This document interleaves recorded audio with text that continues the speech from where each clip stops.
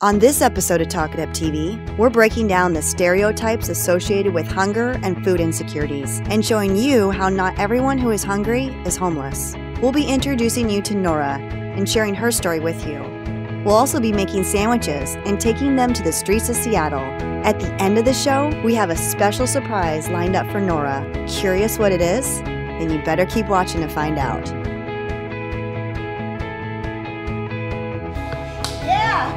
You bet. Test, test. Roll 'em, roll 'em. TalkItUpTV, take one.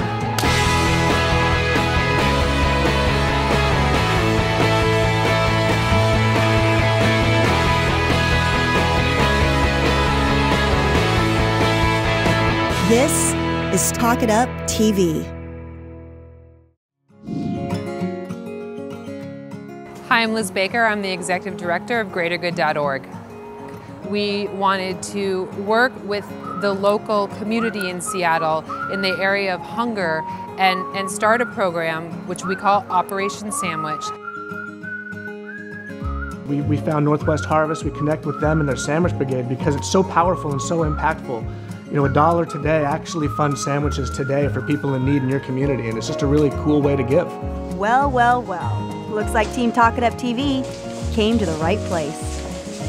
Hey guys. More jelly. Good morning. I brought my buns and my jelly. I brought Team Talk It Up TV and volunteers here with us, and we are so ready to make some sandwiches. It's time to introduce you to the Talk It Up TV volunteer crew, where Operation Sandwich is about to go down. That's the process for peanut butter and jelly, and then you bag them in these plastic bags, and the clients are going to get a delicious peanut butter and jelly sandwich. All right, you want to have a race over there? Yeah. Okay, bring it.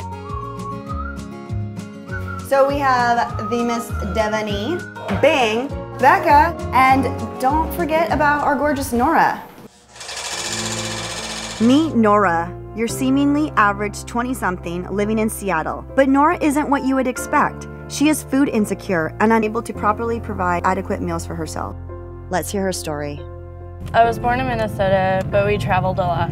I moved up here on my own. One thing my mother insisted on was we would always have to sit down and eat dinner together as a family. And we were taught to be thankful for everything that we had because it could be gone very quickly and instantly. At the beginning of this year, I was super excited. I was able to quit my full-time job, which was a huge risk, and I've been wanting to do that for years, to be self-employed. I finally sucked it up and did it.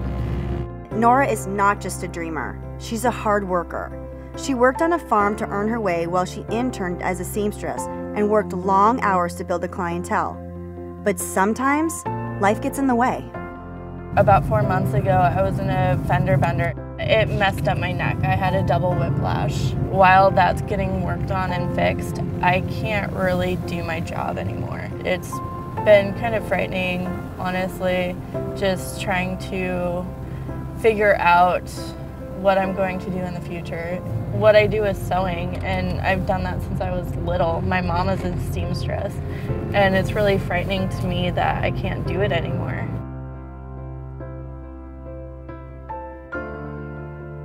This is the x-ray that we took of Nora's neck after the accident. The red line is where the neck should be lined up, and you'll notice that the bottom part of her neck is lining up normally, but in the middle her neck is buckling, and there's a reversal of the normal curvature. That puts a lot of stress on the muscles, joints, and nerves of the neck, upper back, shoulder, and it's a common thing to see with whiplash injuries. For someone like Nora who does a lot of work with her hands or keeps her head flexed for her work, it does put an additional stress on a structure that's already been damaged as a result of the accident. So what does someone in Nora's position do? Should she give up her dream and pursue something that will be less stressful? How would you handle the burden of asking for help? We encourage Nora to do just that. Even before this neck injury happened, I was diagnosed with fibromyalgia when I was 11. Besides the fibromyalgia, I also have bursitis in both of my hips, and it's really painful after sitting for quite a few hours. I found that I can manage it with my diet if I eat either completely paleo or taking it one step further and feeling really awesome by eating vegan. The majority of the food that comes from our particular food bank comes from our warehouse in Kent. A variety of different staples that we offer our clients. But one of the most difficult things to provide for our clients is people who have separate nutritional needs. With my health problems, I need to be vegan, not because I'm against eating animals or dairy. With the fibromyalgia, it's very much an inflammatory illness, and the bursitis too.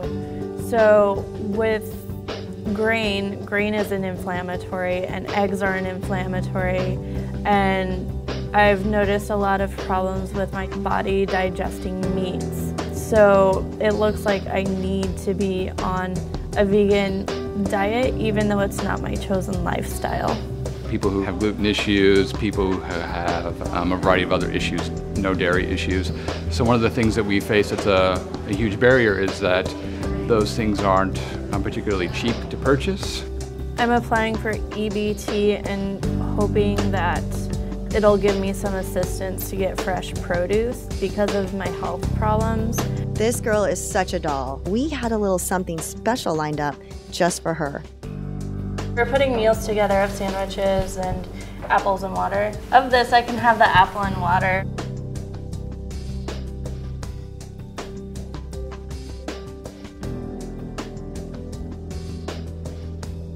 The sandwich is particularly useful for people who don't have the ability to cook. They may not have a kitchen. You have people living out of their cars. You have people living on the streets. This is a huge service. We give out about 2,600 sandwiches a week. So I think it's important to know, you guys, as we're making these sandwiches, this might be one of the only meals these people have the entire day. So let's spread some love. You know, sometimes life will sit there and grind you up until there's nothing left. And what you really gotta do is just find a way to get back to yourself. Check it out. All right, team Talk It Up, let's take it to the streets. You know that I've slipped a lot and fallen with my face down. I've broken, ripped my fingers off, just clawing all the way now. So here I am again with my sail ripped from that wind. I can't afford no juice, so I just tip back that gin. And they say there's always hope, and supposedly that floats. But I doubt there's any left for me. This boat has got a hole, bro. This thing was secondhand to me from someone else's life. It seems they tried to patch it, but the patches didn't dry. Man, there's gotta be a bucket round for me to bail the water. I'm trying to resolve some issues here to get back from whence I fallen. If I can keep afloat and use the stars as my compass, then maybe I can find the shores to hug and then encompass. But I cannot hitch a ride out when finally I get there, cause my road will be shown to me when and if I've been there. You guys, we only have a few more sandwiches left, and Seattle is hungry, so let's make sure to go hand these last ones out. All right, an apple a day would keep my doctor close by me. Right? What is it? It's peanut butter and jelly sandwich, apple, and water. I love it. We're handing out free hugs today, too. You want one? Oh, okay. Thanks for lunch. That's the best part of it. People do feed you here. This town's been kind to us. These hard times keep me awake, and this pain is sweep me away. Feel like I can't survive. I'm dying inside, trying to find anything that can bring me back to life. These hard times keep me awake, and this pain is sweep me away.